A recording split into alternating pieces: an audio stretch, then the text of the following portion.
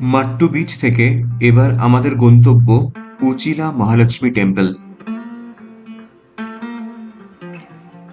এই মন্দিরের দেবী স্থানীয় মৎস্যজীবী সম্প্রদায় মুগবীর সমাজের কুলদেবী হিসেবে পূজিত হন। মূল মন্দিরের সামনে খুব ছোট্ট এবং সুন্দর একটি গণপতি টেম্পলও রয়েছে। আমরা সেদিন যখন এই মন্দির প্রাঙ্গণে পৌঁছালাম তখন প্রচণ্ড বৃষ্টি শুরু হয়ে যায়, কিন্তু এই বৃষ্টিকে উপেক্ষা করেই আমরা মন্দির প্রাঙ্গণে ঘুরতে থাকলাম। মন্দিরটি খুব বেশি প্রাচীন নয়। 1957 সালে এই মন্দিরটির নির্মাণ করা হয়। হোয়সালা স্থাপত্য রীতিতে তৈরি হয়েছে এই সুন্দর মন্দিরটি।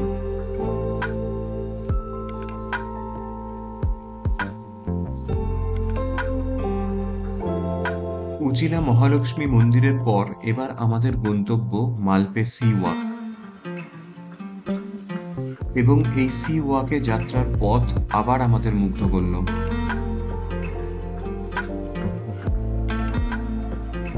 সমুদ্রের ঠিক পাশ বরাবরই এই রাস্তা।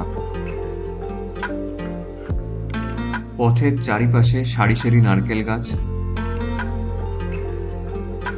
এবং আর একদিকে মৎস্যজীবীদের ছোট ছোট গ্রাম।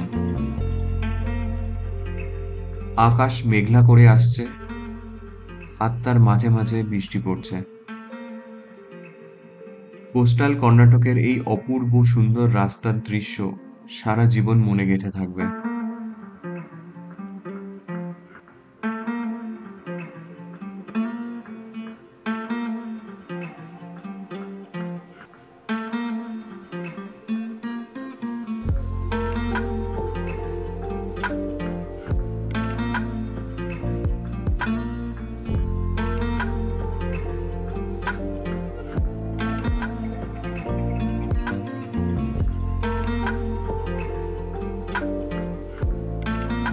এবার এমন একটা জায়গায় পৌঁছালাম যেখানে একদিকে সমুদ্র এবং আর একদিকে ব্যাকওয়াটার, তার মাঝখান দিয়ে আমরা চলেছি। সমুদ্র এবং ব্যাকওয়াটারের সঙ্গম স্থলের দিকেই আমরা চলেছি, যা হলো মালপে ডেল্টা পয়েন্ট।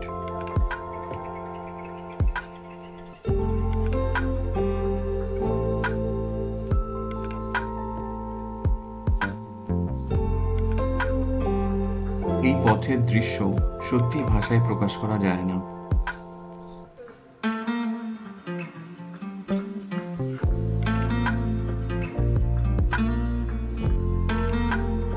এবং যেতে যেতেই আমরা এই ব্রিজটি যখন ক্রস করছিলাম তখন চোখে পড়ল প্রচুর ফিশিং বোটস দাঁড়িয়ে আছে, এবং ব্রিজের উপর থেকে এই দৃশ্য সত্যি মনোমুগ্ধকর।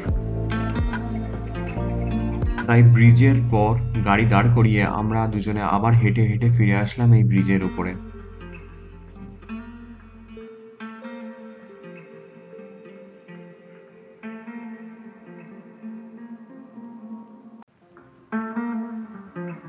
আমাদের যাতে এই সুন্দর এক্সপিরিয়েন্স মিস না হয় তার জন্যই হয়তো বৃষ্টি একটু ক্ষান্ত দিয়েছিল সেই সময়।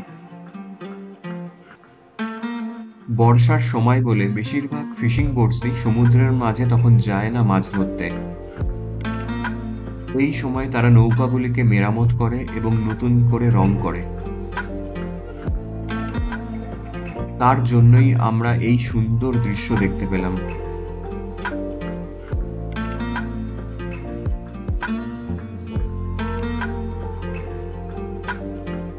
এবং এখান থেকে ওই দূরে দেখা যাচ্ছে সঙ্গমস্থল বা ডেল্টা পয়েন্ট।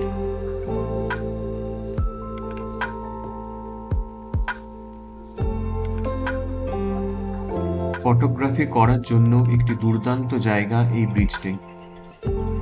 এখান থেকে দুদিকের অদ্ভুত সুন্দর ভিউ পাওয়া যায়।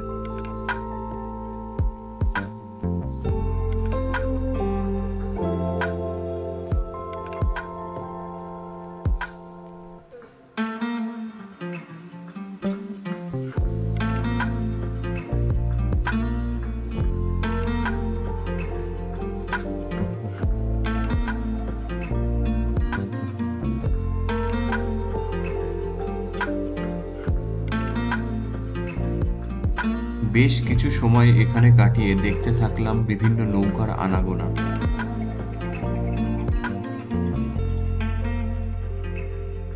এবং আমাদের বারবার আক্ষেপ হচ্ছিল, যতটা সময় নিয়ে আসা প্রয়োজন ছিল আমরা তার থেকে অনেক কম সময় নিয়ে এসেছি।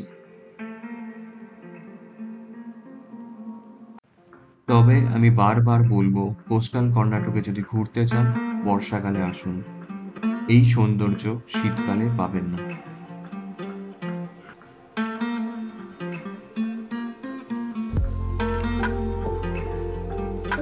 যে নৌকাগুলিকে দূর থেকে আমরা দেখছিলাম, এবার তার পাশ থেকেই আমরা চলেছি।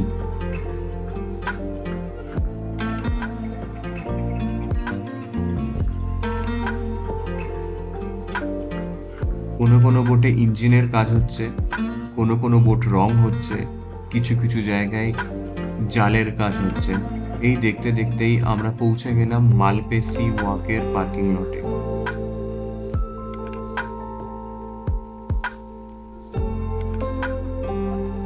এটি মালপে সি ওয়াকের পার্কিং লট। এখান থেকে 400-500 মিটার মতো হাঁটলেই আপনি পৌঁছে যাবেন মালপে সি ওয়াকের এন্ট্রান্সে। এবং সেখান থেকেই একদিকে সমুদ্র এবং একদিকে ব্যাক ওয়াটারকে রেখে মাঝখান থেকে আপনি হেঁটে যেতে পারবেন অনেকটা সমুদ্রের মধ্যে। এখান থেকে নৌকো ছাড়ে সেন্ট মেরিজ আইল্যান্ডে যাওয়ার জন্য, যদিও বর্ষার কারণে তা আপাতত বন্ধ ছিল। আপনারা যদি এখানে আসেন তাহলে সেন্ট মেরিজ আইল্যান্ড যাওয়া কখনো মিস করবেন না।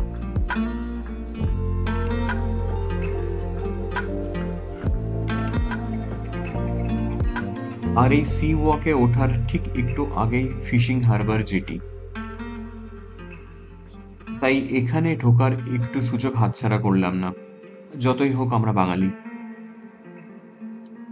বর্ষার কারণে খুব কম সংখ্যক নৌকাই মাছ ধরতে গিয়েছিল।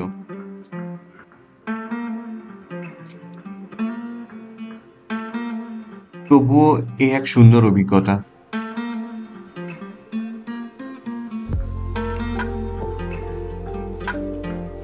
দেখলাম কিভাবে সমুদ্র থেকে ফেরা ট্রলার থেকে মাছের নিলাম হচ্ছে।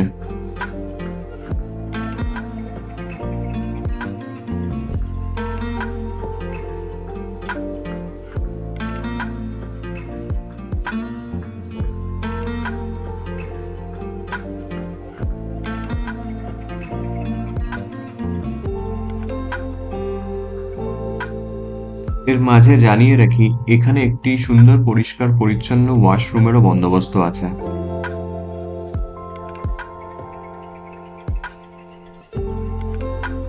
আর এই যে সামনে যে সরু রাস্তাটি চলে গেছে দুপাশে সমুদ্রকে রেখে, এটি মালপে সি ওয়াক। এর জন্য কোনো আলাদা প্রবেশ মূল্য লাগে না।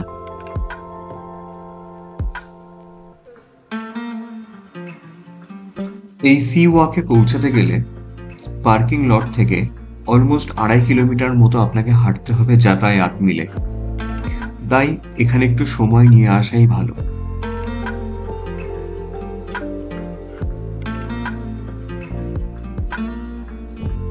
এর এক পাশে আরব সাগর আর অন্য পাশে স্বরনা নদীর ব্যাকওয়াটার।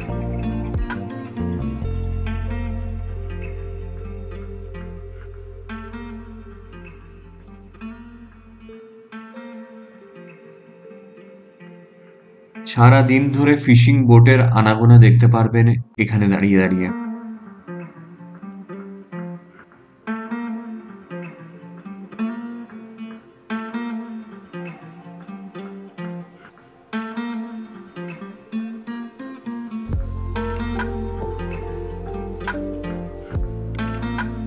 এছাড়া পুরো সি ওয়াক জুড়ে বসার জন্য বেঞ্চ, রাত্রিবেলা আলোকিত করার জন্য ল্যাম্পপোস্ট এবং লাস্টে ভিউ প্ল্যাটফর্মও রয়েছে।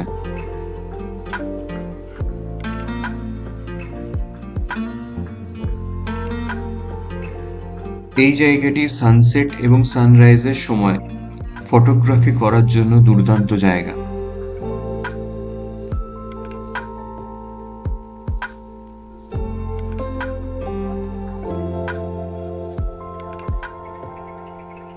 এখানে বিভিন্ন সময় ওপেন এয়ার সাংস্কৃতিক অনুষ্ঠানের আয়োজন করা হয়ে থাকে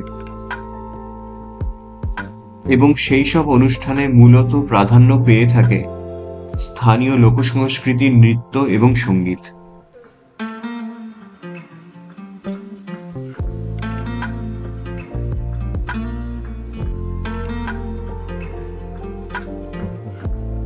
এতক্ষণ এত ঘোরাঘুরির পর এবার যথেষ্ট খিদে পেয়ে গেছিল এবং দেখতে দেখতে সময়ও হয়ে গেছিল দুপুর 2টো মতো। তাই দেরি না করে এবার আমরা লাঞ্চের জন্য ছুটলাম। সেদিন আমরা লাঞ্চ করেছিলাম উদুপির বিখ্যাত থিমাপ্পা ফিশ হোটেলে, একটি খুব পুরনো এবং ঐতিহ্যবাহী দোকান এই থিমাপ্পা ফিশ হোটেল। সব থেকে ভালো লেগেছিল এখানে যারা সার্ভ করছিলেন তাদের ব্যবহার।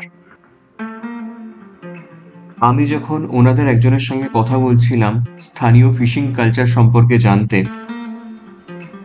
তখন উনিই আমাকে ডেকে নিয়ে গেলেন কিচেনের ভেতরে।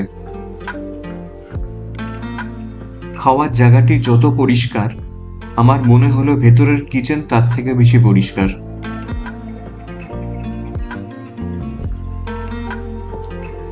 এখানে মূলত সার্ভ হয় থালি সিস্টেমে।